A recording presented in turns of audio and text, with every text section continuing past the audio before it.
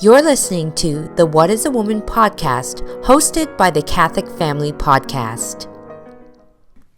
Hello, everyone, and welcome back to the What is a Woman podcast. My name is Holly, and as always, I'm joined here by my mother, Mandy, and we're happy to be back for another episode this week. We'll begin by saying, Jesus, meek and humble of heart, make our hearts like unto thine. So, anything on your docket? No, it's pretty much November. It's pretty much November. I love November. Boring old November. Did I mention that? Did I mention that I love? You did last week. Maybe I should mention it again. It's just so. I don't Dreary? know. Yeah, you know.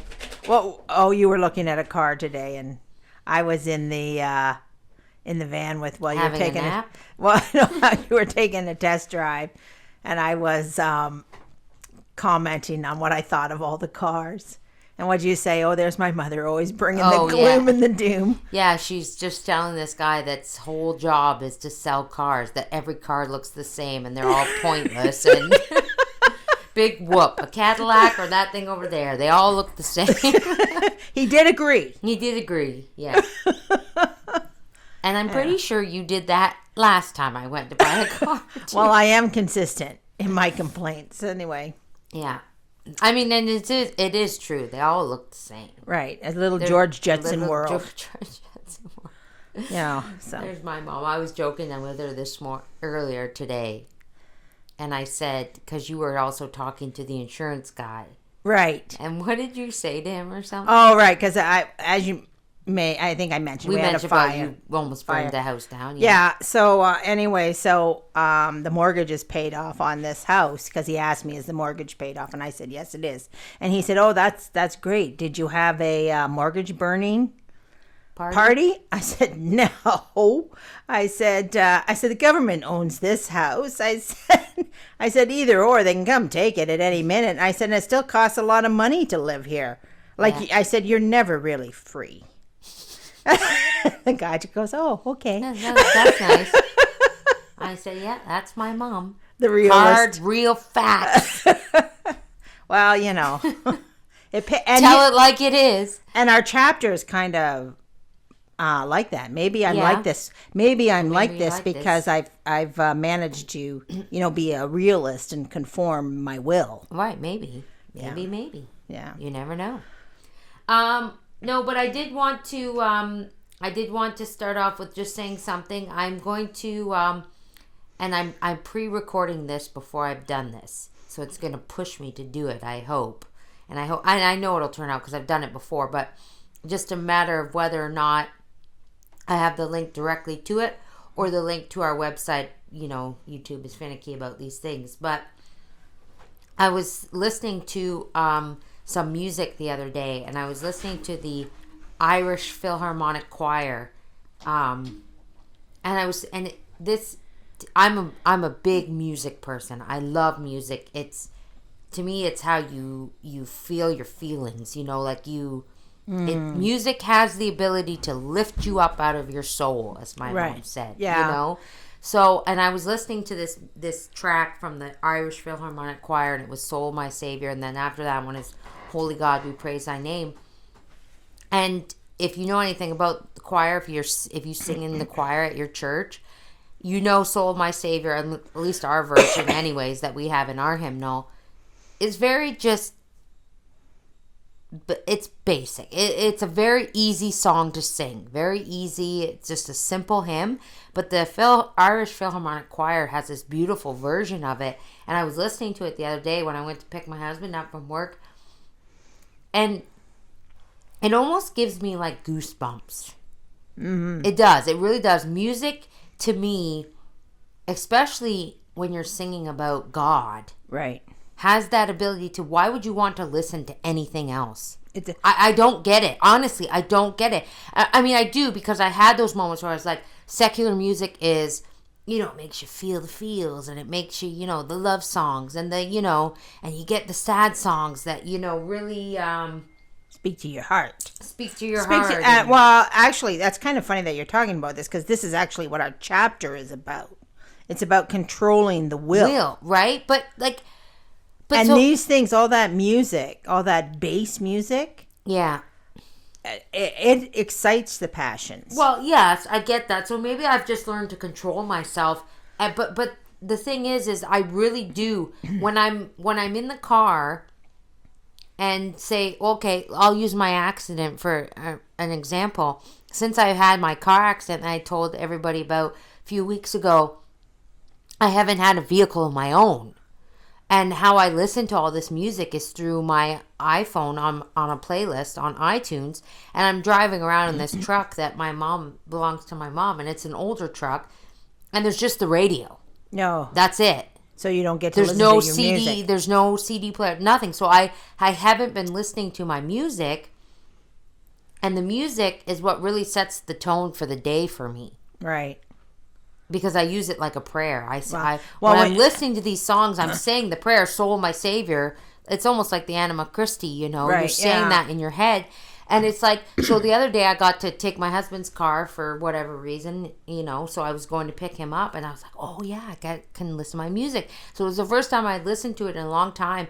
And I was really like, why would anyone want to listen to anything other than this? I don't get it. No. Because it was almost like lifting me up, my soul out of my body, like, you know. Right. And so I thought about it, and I thought, I have all these beautiful songs that I listen to, and I thought, you know, I should be sharing what my Right. Right. These nice songs. Somebody actually input. did. So what I'm going to do is I'm going to take all my favorite albums. I have lots of them. All my favorite albums. They're all Catholic hymns. Daughters of Mary, Singing Nuns, and I'm going to put them all in a playlist. And I'm going to share the link. So if you're on Spotify or iTunes, you can you can share your playlist. Oh. So I'll share my playlist with you. So if anybody's looking for what I consider the best music in the world. Right, right. And, you know, it's true. It is true. I mean, this other music has problems. And I remember being a teenager. And back when I was a teenager, and I remember thinking this. So, I mean, I don't know. I was always probably a little off the beaten track from everybody else. Because this was long before religion. But I remember, like, AC/DC was really big when I was a teenager. Like, huge. And we all listened to it. I listened to it. And I remember being out, and we were walking down the street. And I think we were listening to On a Highway to Hell. Yeah, no, it was huge, right? That was popular music. Yeah. That was what we all listened to. And I remember thinking in my head at the time, or Back in Black, this really is affecting the way I'm thinking. And I remember thinking this, and I'm like 19 years old. Right. Right. And I thought in my head, like, I feel mean. I feel aggressive. You feel rough. I feel all these things. And I don't know, maybe God just giving me all these little windows to remember things, because it always stuck with me. Right. Yeah. You know, it always stuck with me that I remember I can picture myself clearly walking down the street, listening to this, and the way I felt while listening to it. Mm-hmm. And of course, my husband, he liked a lot of variety of different music. I mean, I'm from that generation. I'm from that age, you know. And if I came home and I heard a certain music playing, I knew I was in for an evening of hell. Mm-hmm. It was Tragically Hip, in case anybody's interested. Oh. Yeah, don't listen to the Tragically Hip. Yeah. In fact, at one particular Easter, this is a little insight into my life. Tragically, I was having one of our episodes from hell, and Tragically Hip was playing, and I was trying to get to Good Friday. Okay, so this is my life, people. I'm trying to get out the door to get to Good Friday, and I took the Tragically Hip CD, and we left, me and you kids, and we're on our way to church, and I threw it out the window. I said, I am never listening to that again. Yeah. And but these are the things that you have to fight, I guess. Like, I had to fight it. I mean, I listened to it. That was the way I was raised. It was normal. And I mean, I know we talked about music a lot on this podcast, but that was just something that really, it just dawned on me that, you know, I'm not listening to this music because it's good and I should. Right. I'm now at a point where I've accustomed myself that I want to listen to this music. because you want to because feel. I want those feels. I want to be driving in my car and feel like I'm driving with the angels. Yes. You know, I want to be driving in my car and feel like, you know, I'm getting closer to God. Like, not that I'm driving in my car on the way to a club, Right. bebopping, you know. Well, and even other music that's just, it's okay. There's nothing wrong with it. There's nothing wrong with it, but You know, the odd musical or whatever. But I don't know. I think I've just like, this is the music that I want to listen to. And I want to listen to it so much because I really do love it. well, Because you've trained yourself. I've trained myself and I feel closer to God when it's playing. Yeah. I do. I feel like it's my connection time, you know? You know, and that's not an easy thing to do. Like, it's not an easy thing to go from pop music. Yeah. Well, I know because, you know, I still get in the car with my husband sometimes and he likes his music. Yeah. And it's not good. And the other day when I picked him up and these new cars, you know, you got your phone connects and then he gets in the car and it's his car. So his phone overrides mine Right. and his phone connects and then his music turns on. Right. And I'm like, hey. Do we have And to? then I just kind of, we were at I let it go for so long because I've learned to choose my battles. I've Right. learned to pick my battles. And I just kind of leaned over and I just went, ring, and I turned it down. Like, I Yeah. turned it down so it was right off. And he's like, what did he say? Something like, oh, you didn't like that? I said, no, not particularly. And then he didn't say anything more about it, right? Yeah, He yeah, well, didn't- that's good. And that's good that I was able to, I just kind of waited for my right window. Right. You know, I find I've generally learned over the years that if you don't make a big stink about it, Yeah, or you don't come and go, we're not listening to this this. garbage and this crap, and why do you have this on? And this is bad for the soul. And Right, because yeah, first of all, somebody who's not Catholic, they're gonna get defensive. absolutely. You know, and you don't want that. You want them to be like, oh, yeah, okay. You know, like you Like- just handle it. I've learned, and I still have moments where I'm like, I handle things incorrectly, and then afterwards I'm like, You didn't handle you didn't that right. handle that correctly. But you know, I have learned that calmness is key Mm-hmm. in pretty much every situation, and you remain calm. Right. Generally, you have a better response from the yeah. other person. Yeah, you know? way better response. So anyways. And I wished I had learned this a long time ago. I feel like, you know, my moments with the Tragically Hip would have been a lot better Probably. if I had been better, you know. But anyway, it is life. And It is life, and then there was that meme about the past. Or it wasn't a meme, it was a little story I saw on Facebook, the three monks. Yeah, I screenshot. It was in the Sedative Conscious Society. Somebody shared it, and I thought, what a great story. Mm-hmm. What a great little story. So the three monks were praying, and the devil tempted them, and then the first monk said something to the devil. Oh, I'd go back in time, and because the devil asked them, what would you do if you could go back in time, or something like that. And the first monk said, I'd go back in time and make it so that you never tempted Adam or something. Yeah. And then the second monk was like, I'd go back in time and make sure you something to the devil. I can't remember the second Yeah. monk. And the third monk fell to his knees and he prayed to God. Yeah. And I can't remember his exact words, but it's basically like, Lord, remove this temptation or help me Yeah. withstand this temptation, pretty much. Right. And then the two monks asked him, why did you do that? And what was most profound to me in that story was his first thing that he said to them. He said, first of all, we never dialogue with the enemy. Yeah. And I thought, wow, that is really good to remember. Like, you don't even give the devil an ounce of your time. Right. Like, you do not dialogue with the enemy. You turn to God. Yeah, yeah. You don't And the think enemy that... comes in many forms.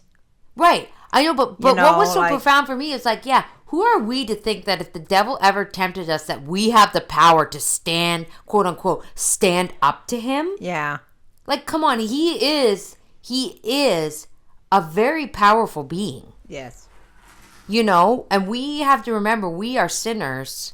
Mm-hmm. And we are mere mortals, you know, like we are mere nothing. You know, we need to remember that we need God and we need our Lord's help, Right.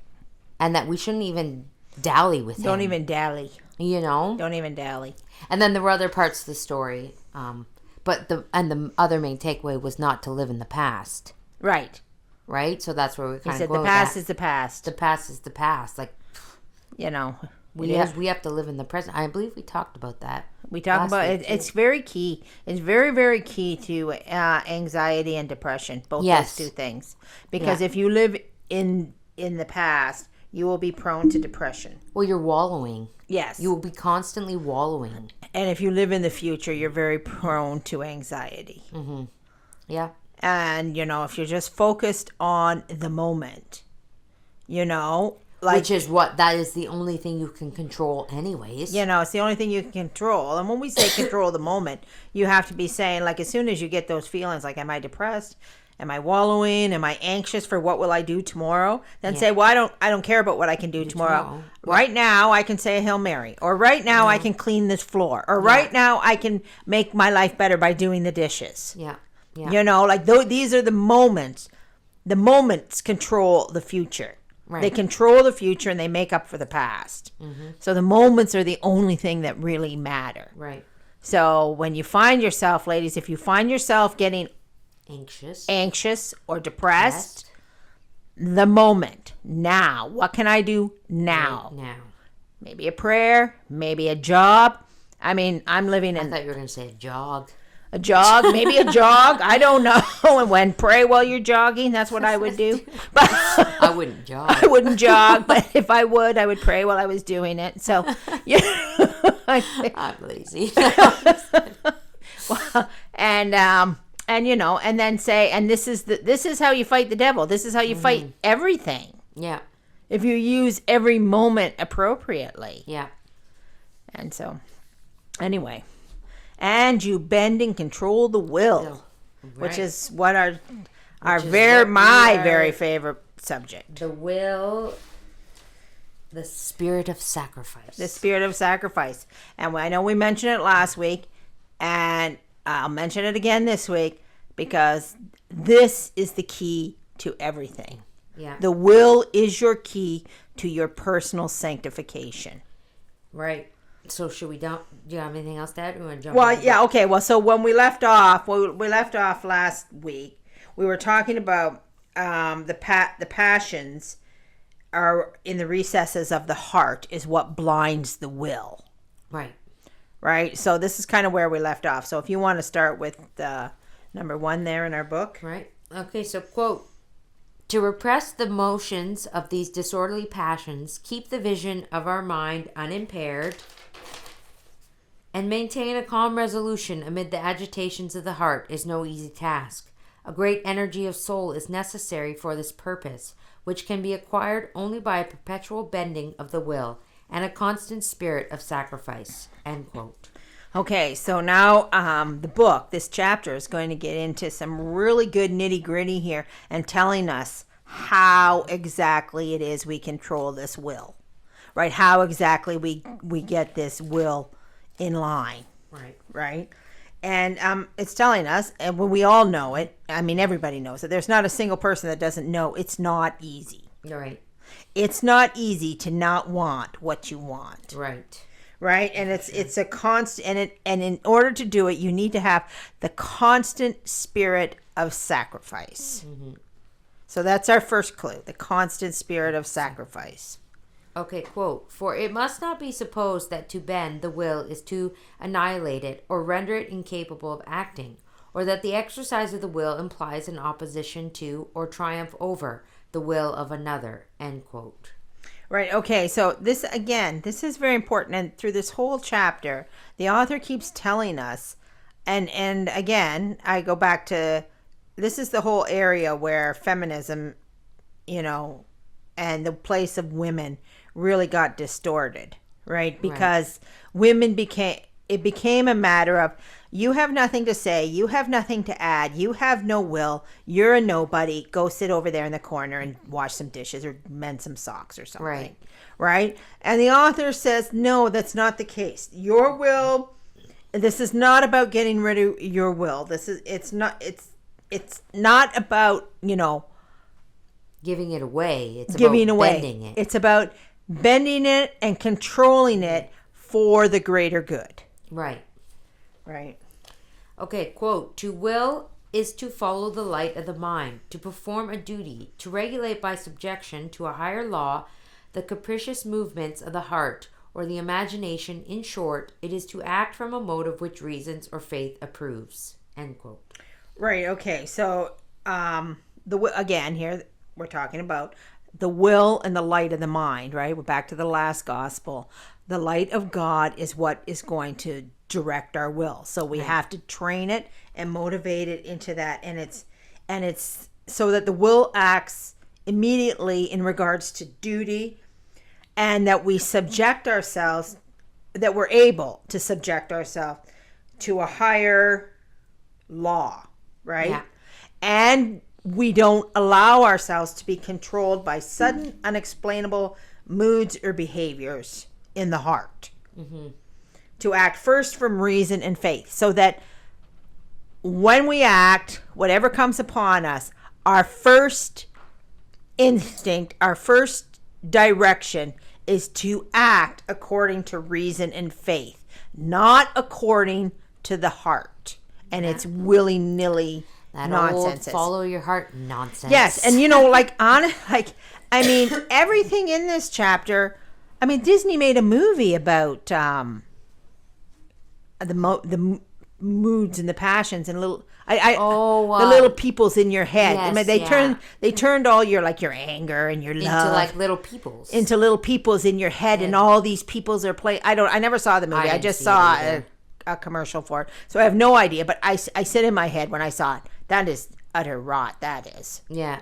That all these little, and that you're to give into these passions, and you're to give into these little things, and you're to, allow yourself to be angry. From what I've seen bits and pieces of it, I haven't watched it. But the one, you see little clippets here and there. But I can totally see them and how they were justifying anger. Right. Because the anger is the little red guy with the fiery hair. Right. And he was a character. Yes. And from the few little snippets I saw, I'm like, oh my gosh, they're trying to tell people that it's okay to be angry.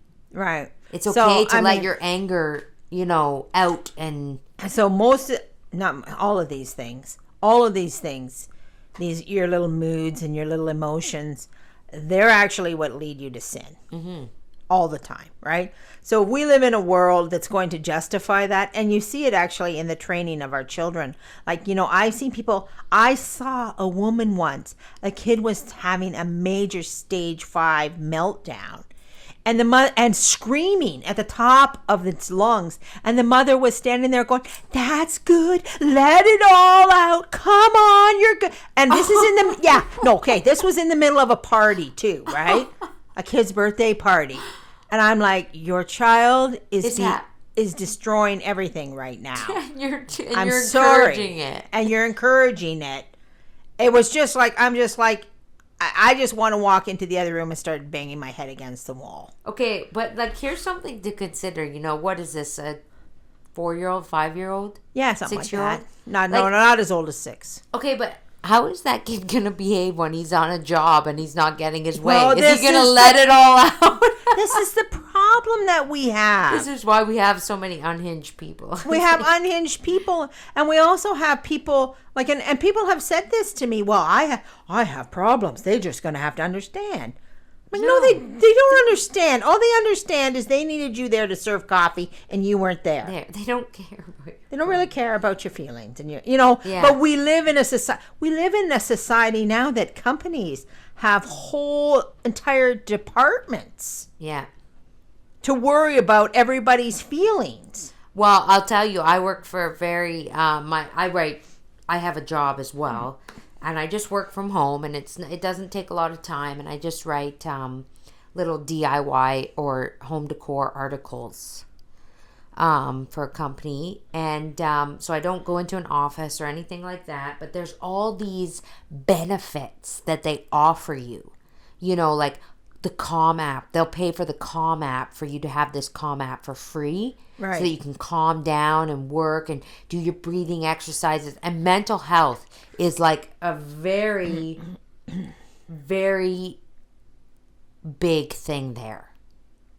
your mental health is important to Well, them. they all these companies have And to I do feel, this. yeah, like I'm just like, I know a guy who was I'm on literally just writing an article about 20 beautiful farmhouse kitchens. yeah. Like, well, what? But we literally are living already in a world of the result of this, because this is not brand new. This is several years in the making. Like, I mean, I think it maybe started at some point. It started when you were young. My Right. generation started it. I think it started with the participation ribbons, didn't Yeah, it? participation ribbons, and nobody could feel sorrow, and nobody could be upset, nobody could be last, and all these things, right? And I mean, it just all started with Vatican II. Let's just go right there. It Yeah. started with Vatican II. Okay. This new age philosophy, nonsense, garbage, and all those postmodernists in university who destroyed the way we think and the way we do everything, so that now we've come to a world where everyone is a real legit basket case. Yeah. And I don't know, but when I go out in public, more often than not, I will have a person, a random stranger, maybe selling me a ticket or something, doing something random. And then they proceed to tell you their whole entire life story of how they're a basket case. Right. And I'm just like, well, I was just buying a ticket. I'm a stranger to you. I don't know. I wasn't. I mean, wasn't you around. say I'm sorry or, whatever. And I mean, my new philosophy would be to directly pray for that person. Right. But when did that start that was, I'm going to use the word socially acceptable? Because, I mean, before, didn't people try to keep that stuff under wraps? Like, it was kind of embarrassing to tell people that you were falling apart. Right. Right? It was very embarrassing. Like, you weren't, well, that's another one of the twistings that, now it's okay to fall apart. It's okay to have a mental breakdown and let the whole world. And the whole world knows that you're having a mental breakdown or whatever. Right. I mean, and I'm not saying anything against people that have mental breakdowns. But I'm just saying this teaching, the teaching that people do have them and it's totally acceptable and you have to make allowances for that. That you have to accept it. That's the problem. This, ever since Vatican II and the New Age teaching and the postmodernist psychologists, they have made all this stuff normal. Right. Well, and so nobody controls their will. Nobody controls their passions. Nobody controls anything. So everybody is on the brink of insanity. Well, and what happens is when you tell people that this is acceptable and that you can do this and you can behave this way and people just have to accept it, what you get is pure and utter chaos because you're allowing sin. Yes. What is sin? And people are parading it around as good truth and all this. Mm-hmm. My truth is my truth. That nonsense. Yeah. You get complete and utter chaos because we said at the very beginning, I'm pretty sure it was the very first episode. Yeah. To have sanctity is to be sane, and to be holy is to be whole. Right. When you lose that, you have chaos, disorder, and destruction. And dysfunction. Sorry, that was the word. That was the word, not destruction. But you get destruction too, absolutely. But I mean, so what we've done is when you allow these vices to overtake everything and be quote unquote normal. Right. Of course, the whole world is going to spiral. Yeah. And that's what the world is doing right now. It's spiraling out of control. Right. Out of control. And I would say what we have to do we have to make sure we step away from this. Right. And we don't engage in these ridiculous philosophies. And we protect our children from them too. And we protect our children. And we teach our children that these are not, you don't behave like this. These are vices. Yes. And the world's going this way, so we're going that way. Right. Right. Anyways, we'll go back to our book here. So, quote, "Man was created to obey because he is in a state of absolute and continual dependence on God. He obeys even when he commands. For when he commands, it is not in virtue of an inherent or natural right, but in virtue of a commission from God, who transfers to him something of his own power and authority." End quote. Right, okay. So, I mean, in a perfect world, which we just discussed is not very so perfect, It's Right. more like, the inmates are running the asylum, but in a perfect world, and for us Catholics, all our commands come from God, Right. right? So when we're giving them or we're dealing them out, we're literally obeying God. Right. Yeah. Yeah. Oh, you ready? Okay. Quote, "It is not to satisfy his pride or amuse his vanity, but to fulfill an obligation imposed on him by the Almighty. It is not to make others submit to the caprice of his will, but to subject them to the law of God, of which he is but the interpreter and representative." End quote. Okay, so it says it's talking here about when we command something. So I'll say if as a mother, I command my children to do something, that's coming from God, right? But what happens? Okay, so let's look at the flip side of this. Okay, what happens when our commands are based on our own passions and our own self-love, Right. right? So what happens if like we're directing people not based on faith and reason, but we're Yeah. directing people based on how we get what we want, Right. right? So I mean, the book is talking about how we do it properly, but the majority of people unfortunately command based on their passions, Right. right? Yeah, and I mean, I have some examples that I know of myself, right? When people say, "Oh, it'll be better if we go over here," and I'm going to use a very vague example in my life. I just rolled my eyeballs, right? Okay. I can't use names, obviously, but there's somebody in my life. And I said, "Well, it'll be better if we go over here, and this will be easier for you." And I'm just like, okay. Yeah. And I'm like, that's not, I said, you're commanding and directing based on what works for you, Right. not what's better for me. And then you want to invert it and pass it off Right. as something that's better for me. Now, I mean, that was very, very vague, but people do it all the time.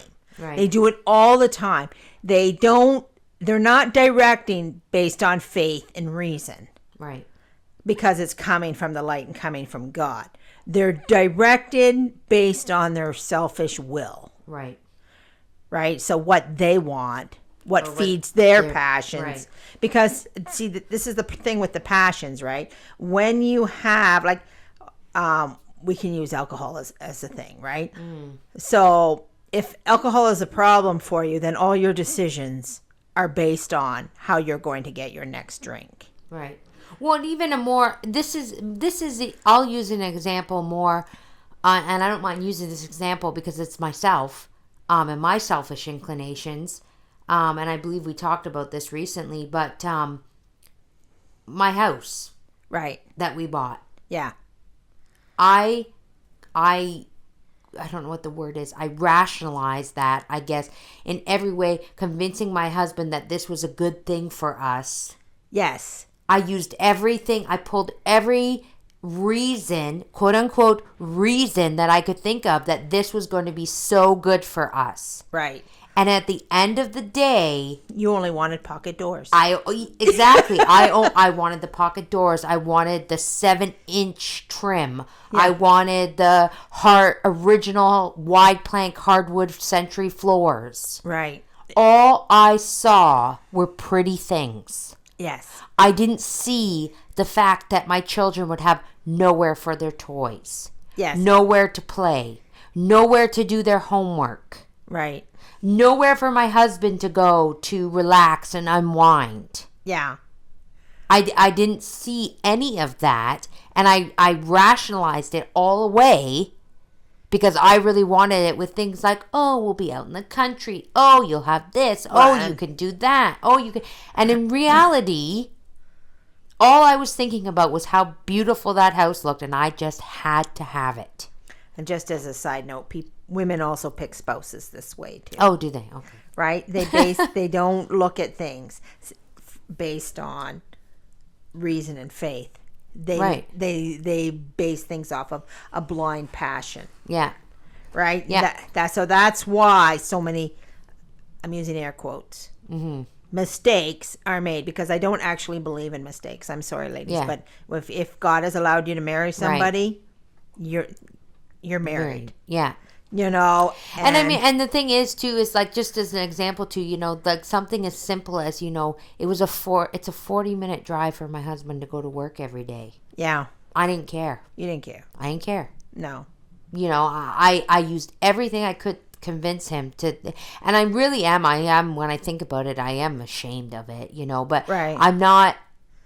I'm like, you know, I do believe that everything, you know, leads you to where you are. Would you say that reading this book has really progressed, like helped you progress Yes, to see things very because clearly? I'm telling you right now, when we wanted this house, when I wanted this house so bad, I was nowhere near spiritually where I am right now. Right. And we lived 5 minutes from our church. Yeah. We live 5, and now I'm not saying you have to live 5 minutes from the church, No. but we live 5 minutes from the church. I barely made it to Mass on time on Sunday, and I never went to daily Mass. Right. Oh, the odd time here, if it was like, you know, I don't know. Actually, no, never. Right. I cannot really remember ever going to daily Mass, and there was time. There was time. There was time. I But you didn't. homeschooled my children, and I had my own business. I could have went to Mass every single day. Right. Daily Mass. I could have went to daily Mass every single day. I never did. Then we moved out 40 minutes from the church, which isn't a lot, but it is when gas is expensive and whatever. Gas is expensive. And do you know, and then I spiritually progressed. I started doing a lot of spiritual reading, a lot of meditation really helped, and listening to Father Bernard's Spiritual Life really helped. And you know, I was like, I wasted all that time. Yeah. And now, because now I live 40 minutes, gas is really expensive. My husband will freak if I go drive into London every day. Like, absolutely freak, right? Mm-hmm. And I'm like, you wasted all that time that you could have been going to daily Mass every day. Right. And now you want to go to daily Mass, and you had to have this house. What did the monks say?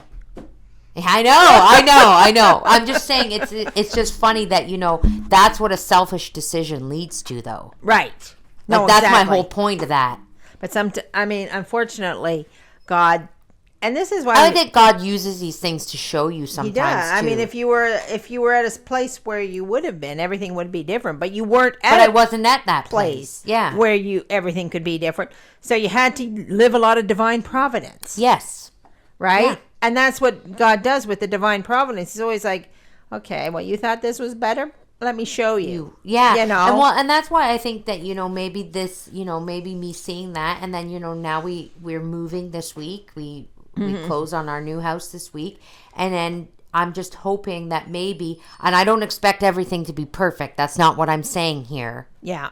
But I've learned a lot. Yeah. And I've learned what's important and what's not. Yeah. And I'm not going to push for things that I would have pushed for before. Right. Because I know they're not important. They're not worth it. Right. In light of eternity, some things are just not worth it. Right. Pocket doors are not worth Pocket doors are not worth it, as beautiful as they may be. Yeah. If you have them just by chance and that you're blessed enough to have them, that's different. But if you have to fight for them, they're not worth it.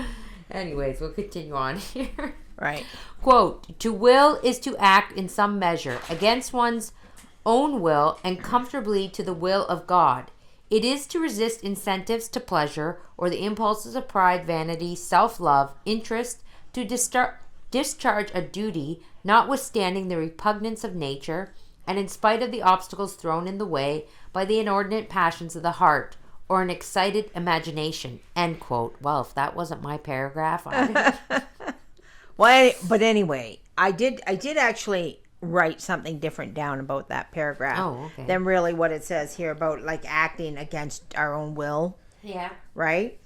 Because I wanted to think about I was going back several episodes, several shows ago when we talked about I Am Woman.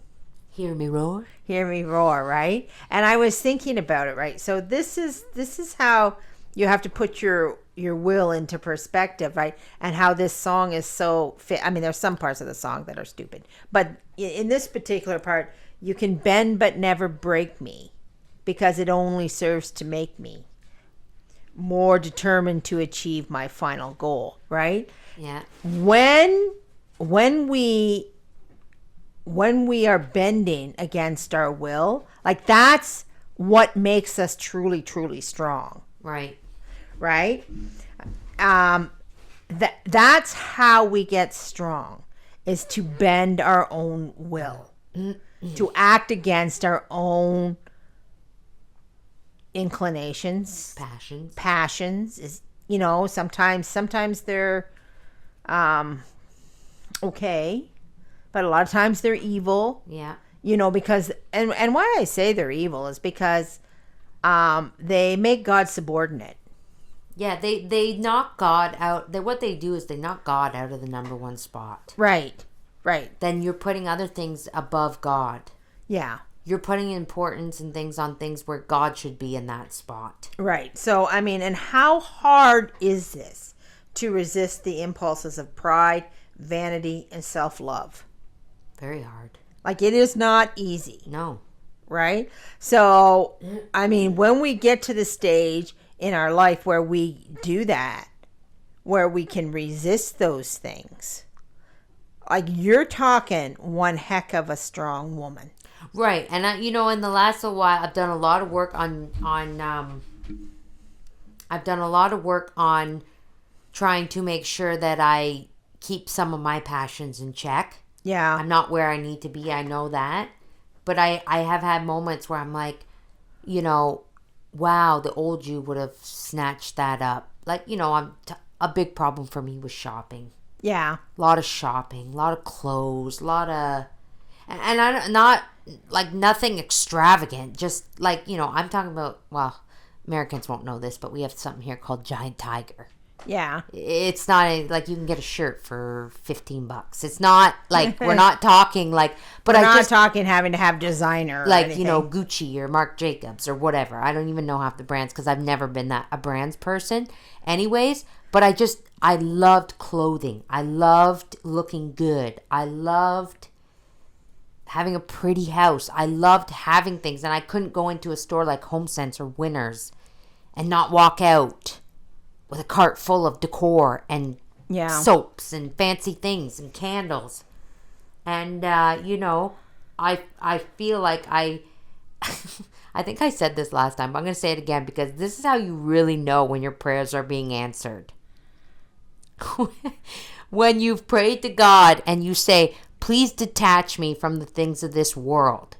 Please make it so that I don't want things. Yeah. Because I want to only love you, serve you, and put you in the number one spot, right? Like, that's been my prayer for a long time.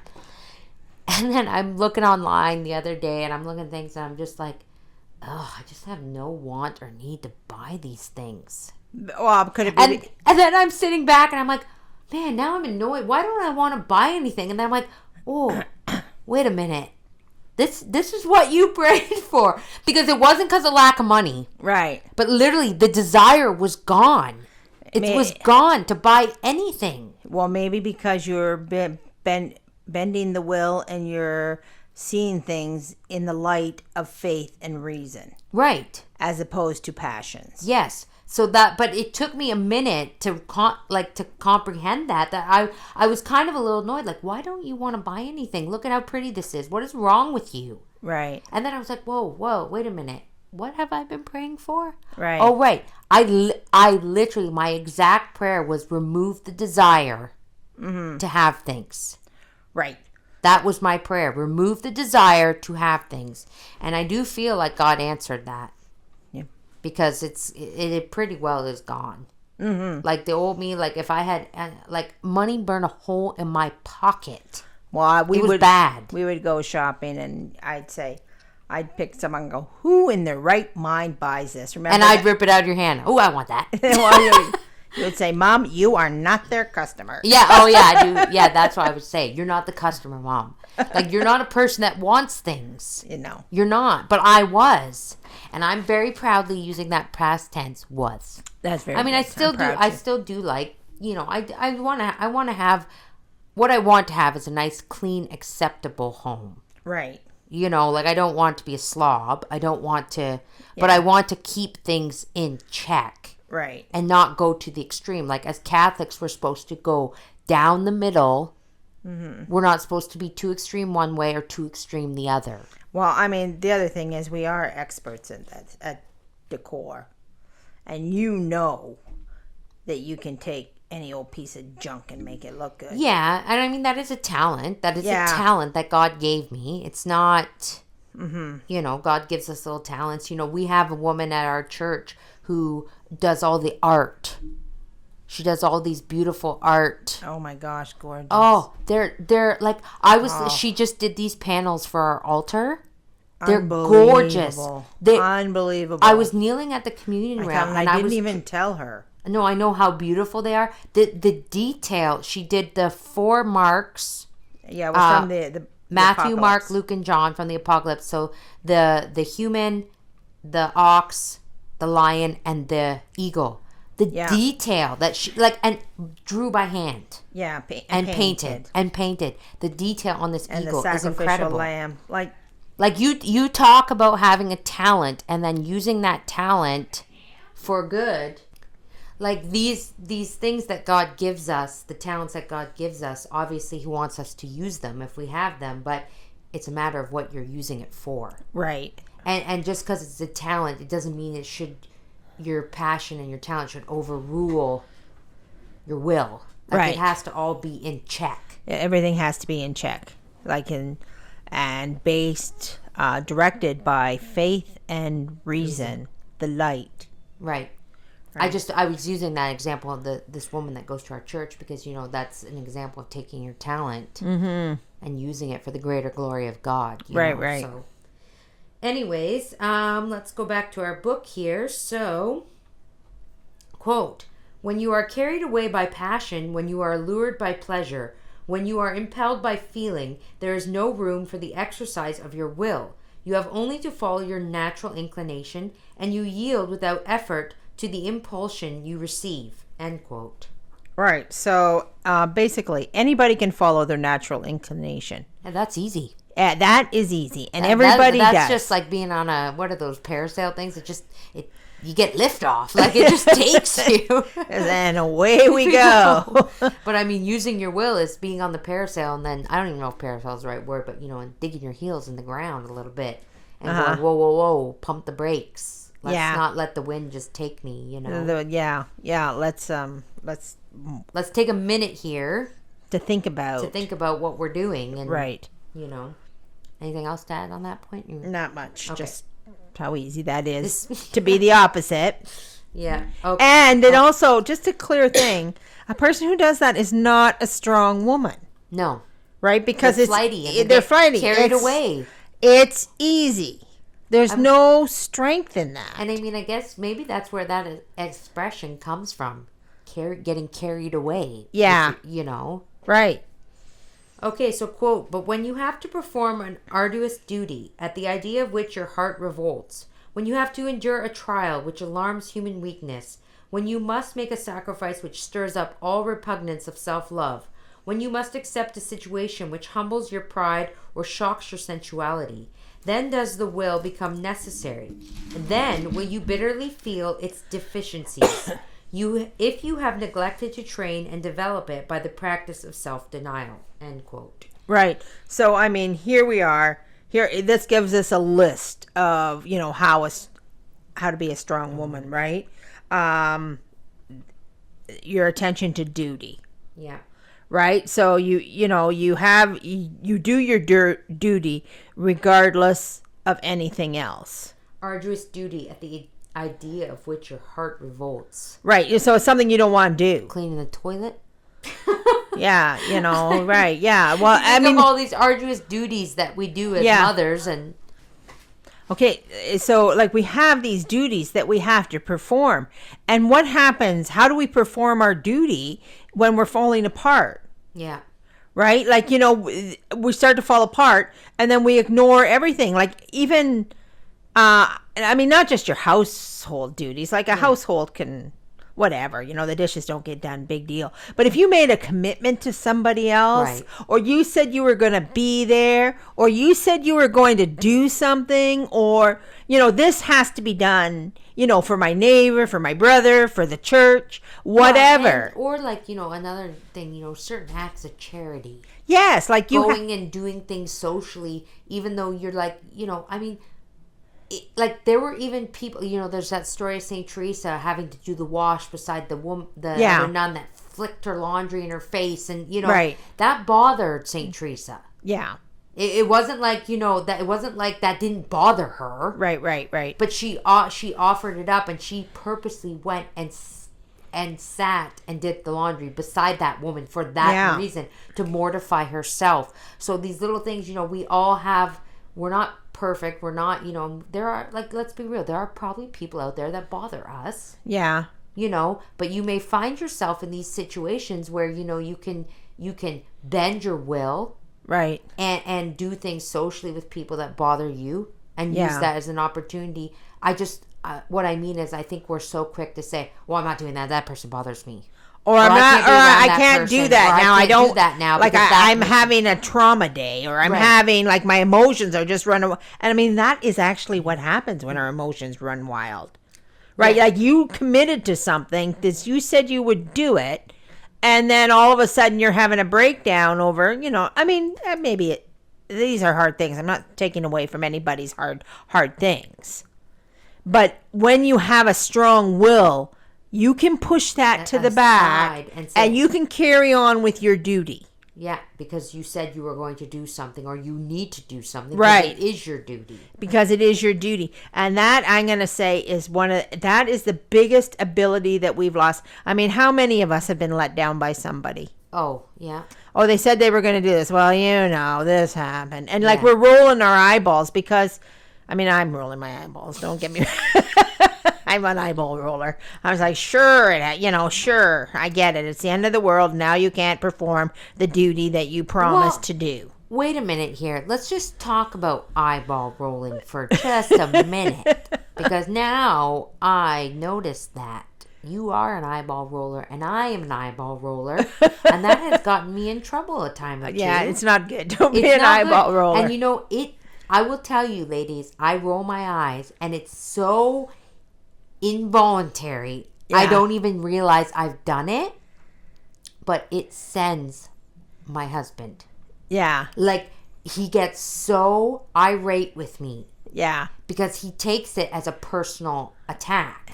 Well, kind of is. Well, it is. I mean, I roll my eyes. I just did it thinking about this, But it's rude to him. Yeah. I'm speaking about myself here. Right. No, it's rude. It's always rude. It's rude. And then I'm like, he's always like, and it causes it escalates so many problems because I roll my eyes. So in the last little while, I'm in my head, I'm like, don't roll your eyes. You hold those eyes steady. Yeah. Because if he sees you do that, it causes a problem. And I'm like, it is really uncharitable. Oh, well, when he's talking, for me to roll my eyes, like, you're the dumbest human being I've ever met in my life. That's what but you're that's saying. That's what an eye roll says. When you roll your eyes. So I have to really, and that's a bending of my will. That is a bending of my will to say, I'm going to actively, forcefully try not to roll my eyes because I know that upsets him. And I'm really, really bad at it. I mean, when I was younger, I had a friend that actually said, "Oh, Mandy, give you the shark eye." The shark eye. Because my eyes would go white, I guess. Yeah, okay. And I didn't even know. Yeah. Like, it was so involuntary to me. Like, well, what I think though is, in all honesty, I'm not making excuses for me or for you. We are very animated people. Yeah. We are very, there's those people that talk and they're just stone statues. They don't move their hands. They have no lift in their voice. They have no... Yeah. I'm not saying there's anything wrong with that. But there are... I'm trying to say this as nice as I can. There are some very dull people out there. And my mom and I are very animated. But I think that's another thing that we should consider too. Or another word for animated is obnoxious. Or passionate. And well, that's the point I'm getting to. We need to maybe keep our passions in check a little bit and understand. Or actually have more charity. Well, that's what I'm saying, because we are very passionate, animated people. And also, and we get very revved up, and we get very and also too, like, I mean, in my thing, like it is a personal pet peeve that people do not pay attention to duty. Yeah. So when I hear an excuse, I'm like, that's an excuse. Yeah. Yeah. Well, yeah. You know, and then I roll my eyes, like, you're giving me a lame excuse. Yeah. You know, and I don't like a lame excuse. I know, but like, maybe we did. You know, get a backbone, pull your socks up, and let's move on. And I mean, and, you know, maybe I need to be more charitable and, you know, not just say, okay. Be so harsh because, you know, not everybody is going to be like me. Yes. Well, that's, you know, that's and there are people that are more on the victim side. Yes. Than on the strong side, and God made it that way so that there's balance. The strong can look after the weak. So if I had more charity, you'd be looking after the weak. I wouldn't be rolling my eyes. I'd be, it's okay, honey. It's okay. Yes. You stay home. Ooh, that's hard. Yeah. Anyway, I know. Well, these are things that you learn about and you work on, and we all are. I mean, I hope if we're listening and everybody's here, they're all on the same path as us. We all want to get to heaven, and right, because that is showing your passions too. Yes, and if you're trying to control them, they can be that way too. Right. You know. Right. So, but anyway, let's just finish this list because it was a really good list, and I know you wanted to end, but about enduring a trial too, right? Like, say you have a really bad trial. Like, not everybody needs to hear about it. Right. That's the other. Yeah, some things just keep to yourself and just keep them to yourself. Endure them to patiently and silently, and suffer and offer up. Right. And we don't really want to do that. Like, I mean, I had to tell you all about my hangnail. Is it cured, by the way, Mom? It sort of is. It's still, I can still feel it. I know you feel sad for me. I feel sad for you. We shouldn't be so sarcastic. That's not nice. I know. That's us too. But that's our personality. My mom and I have that kind of relationship. Okay. And a sacrifice, making sacrifices that go are repugnant to our self-love. Yeah. We always say here, it's not much of a sacrifice unless you really feel it. Yeah. Right? Like, if, you know, like, even when you're doing charity, like, if you're doing something for somebody, if it's easy to you, yeah, you know, it's when it's really hard or it's repugnant or it's like, I don't want to do this. That word repugnant, yeah. You know, and this is how you strengthen your will. Right. And the acceptance of situations you can't change that humble your pride.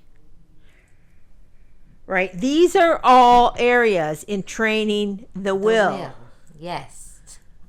And this training of the will, it takes work. It takes practice. Yeah. You know, it takes practice not to complain. And I think I've mentioned the very first time I had something happen and I was going to my parents' house and all I want to do is tell them this rotten driver, this blah, blah, blah. And I was like, no, don't complain. Don't tell them. Nobody, it's not important. Nobody needs to know. And I walked in that house. It killed me. Did it come out like word vomit? You didn't tell it? I don't think I did. Oh, right? Yeah, no, that's right. I remember this. I didn't tell it. But you told it on the podcast. I don't remember. I don't even remember because it's so insignificant. But you act like it's. Well, I will say driving is a big one. When someone slights you when you're driving, and the littlest slight, for me anyways, I'm like, oh, I can't wait to get to my mom's and tell her what this guy did. What he did to me personally. And then I'm like, well, it's not really. It doesn't really matter. It's insignificant. Like, oh yeah, he cut me off. He almost killed me. Oh well. Yeah, just kidding. Well, but driving is a huge one for me. No, I know, but once you try to practice it, once you get past the initial, everyone gets easier after that, right? Until it forms a habit where you don't mention things anymore, right? And then because all these things are habit building. You want to form good habits, right? And you want to be in charge of your own will, because you know.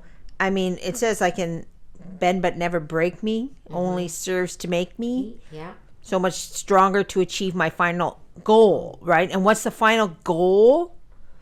It's the salvation of souls, the salvation of our family. peace and harmony, a world without chaos. Yeah. Like, and that sanctity spreads and God's grace spreads. And so we absolutely have to learn the art of sacrifice and self-denial. Yeah. We cannot get through this life without learning it, and we cannot be a strong woman without it. Right. Exactly. Absolutely not. All right. So are we done? Is that your list there? I think we're done. Yeah, I think we Yeah. made it through. Okay, all right. So we'll wrap it up here. And so we're not quite done the chapter yet. We still have a few more pages, or one page left of this chapter. And then the next chapter is the imagination. That should Yes. be fun. Oh, another problem for women. Yeah. But we got to get through the sacrifice first. First, right. We still got a whole another That's right. podcast. So On the will and hopefully- sacrifice. Hopefully we'll be back next week. And until then, we hope that you have a very blessed week. May our Lord bless you and Our Lady guide you always. And Saint Teresa, pray for us.